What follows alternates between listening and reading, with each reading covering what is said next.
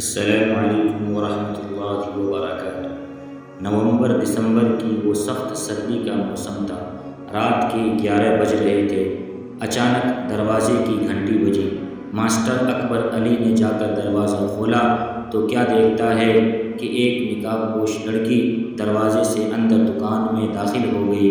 بولنے لگی، ماسٹر صاحب 500 روپے مل جائیں گے؟ ماسٹر صاحب نے پوچھا، آپ ہیں کون؟ بتائیں تو صحیح۔ اس لڑکی نے چہرے سے نقاب ہٹایا اور بولی، میں آپ کی شاگردہ آسیہ رحمت ہوں۔ بچے صبح سے بھوکے ہیں، چھوٹا بچہ تو بھوک سے نڈھال ہو چکا ہے، رو رو کر کے کہہ رہا ہے، امی مجھے دودھ پینا ہے۔ ماسٹر صاحب نے اسے 1000 دینا چاہا مگر اس نے 500 روپے ہی لیا اور چلی گئی۔ جا کر 1 کلو دودھ لیا، ہوٹل سے دال کی 1 پلیٹ اور 10 روٹیاں لے کر گھر آ گئی۔ آسیہ رحمت